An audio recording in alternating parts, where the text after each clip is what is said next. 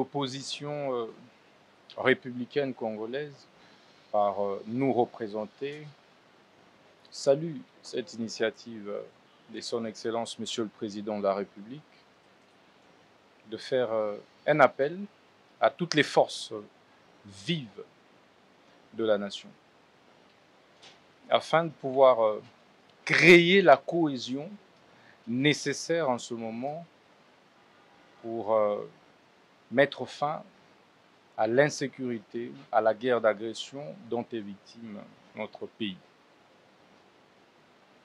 Nous sommes donc nous satisfaits de ces consultations qui sont menées des mains des maîtres par son conseil spécial, le professeur Ebérandé Kachmi. C'est à ce titre que nous, en tant que leaders de l'opposition républicaine congolaise, nous sommes venus répondre positivement à son appel.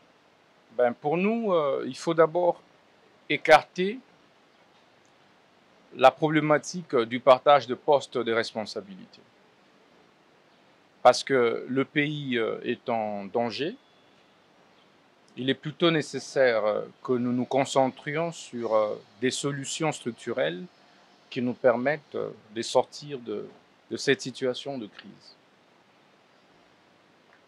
Et c'est pourquoi nous avons suggéré en lieu et place du gouvernement d'union nationale qu'il soit plutôt mis en place un gouvernement d'ouverture. Ouverture parce qu'il peut y avoir des compatriotes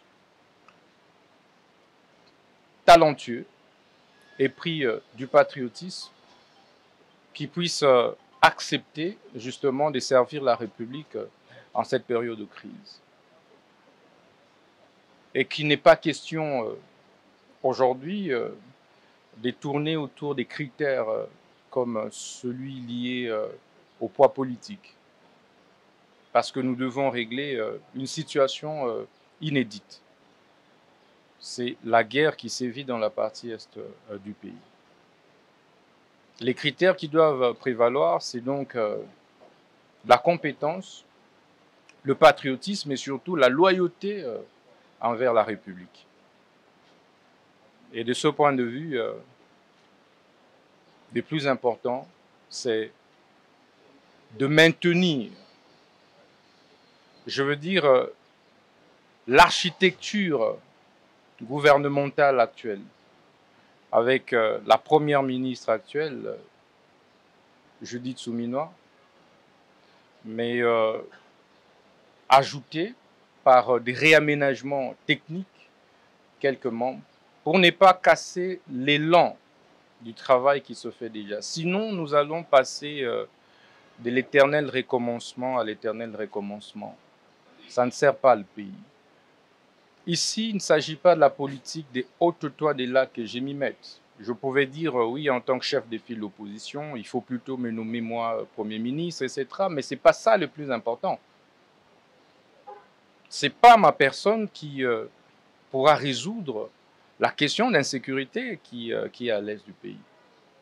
Il faudrait plutôt qu'ensemble, nous puissions fédérer nos forces pour pouvoir créer une cohésion forte en interne qui nous permette de bouter dehors, hors de nos frontières, l'ennemi qui nous a agressés, l'ennemi qui nous a envahis.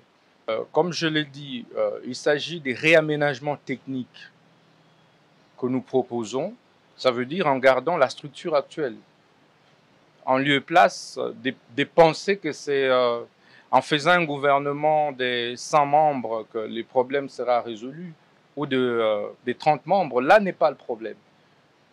Donc le problème de l'insécurité à l'est du pays est d'ordre patriotique d'abord. Nous devons comprendre que le pays est en danger et que nos égos doivent céder place au patriotisme et à la loyauté envers la République. Savez-vous, lorsque un serpent entre dans une maison et trouve parents, enfants en train de se disputer, de se chamailler, Je pense que le réflexe normal et naturel, c'est que les membres des familles se fédèrent pour pouvoir tuer les serpents et par la suite revenir sur leurs disputes pour en trouver une solution.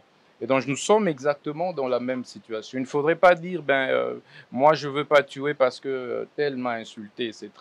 J'en appelle donc ici au sursaut patriotique, surtout des compatriotes et frères et sœurs de l'opposition, de la société civile qui hésitent encore.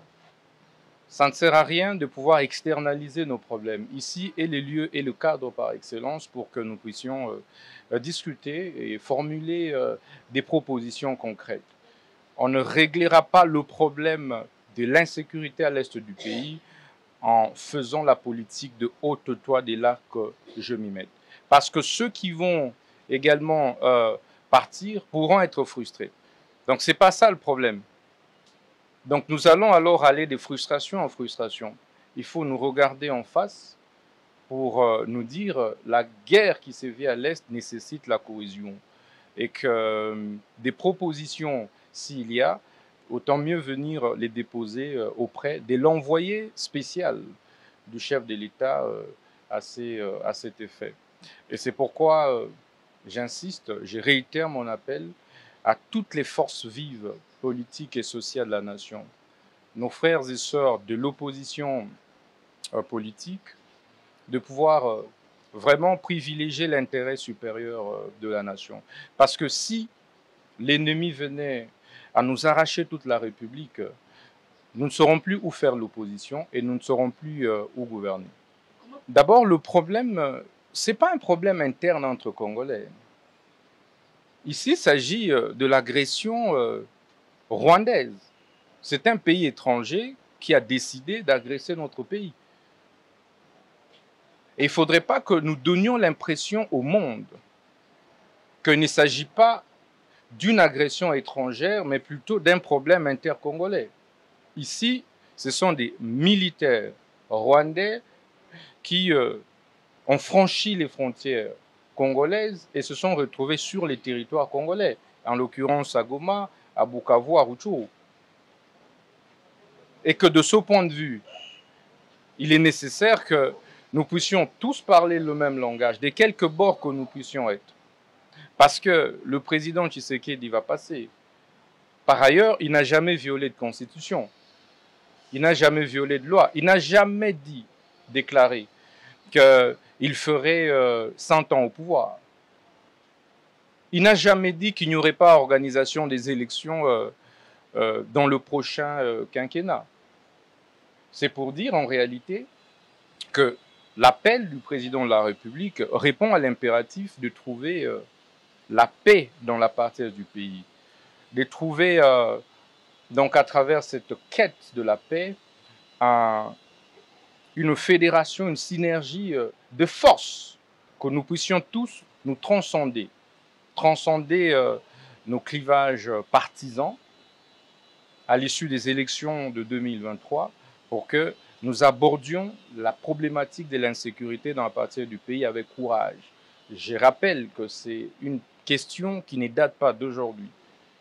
Ça fait plus de 30 ans que la partie est du pays vit ce type d'incursion et d'insécurité. Ça fait plus de 10 millions de Congolais qui en sont morts. Donc à un certain moment, nous devons afficher un sens élevé des responsabilités. Et c'est pourquoi je ne pense pas que ce cadre soit celui qui soit destiné en réalité à aborder la problématique du partage de postes. Parce que ce n'est pas en changeant la première ministre que la paix va automatiquement se rétablir dans la partie du pays. Ce n'est pas en changeant les ministres d'État, ministres de la Justice et garde de ce que je suis, que la paix va se rétablir automatiquement dans la partie du pays. Donc, le problème de l'insécurité à l'Est est beaucoup plus transversal, et beaucoup plus multiforme et beaucoup plus profond que ça. Et ça nécessite un minimum de conscience collective. Et cette conscience doit interpeller les uns et les autres. Ça ne veut pas dire que c'est en changeant de format de consultation que la paix va revenir à l'Est. Il faut plutôt savoir quel est l'agenda de l'agresseur. Comment ensemble nous pouvons d'abord le bouter hors de nos frontières pour que, éventuellement, s'il y a des assurances qui doivent être données sur tel ou tel aspect des choses en interne entre Congolais, le soit donné entre nous. Mais c'est pourquoi le président de la République a initié ces consultations.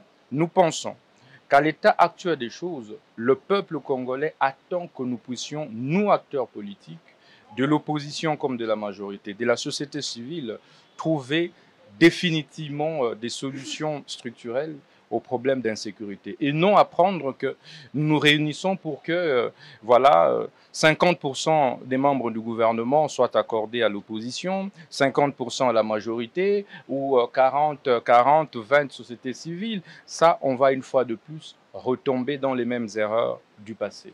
Il est plus que temps que nous ne puissions pas nous laisser distraire par nos appétits de pouvoir, par nos appétits des positionnements personnels. Il est temps que nous puissions consolider les acquis, ce qui est là. Est-ce que la guerre qui sévit à l'Est a commencé avec le gouvernement actuel? Non. Est-ce que la solution, justement, c'est de pouvoir dire on se retrouve, qu'on donne tel ou tel poste à l'opposition politique? Nous disons non, ça n'est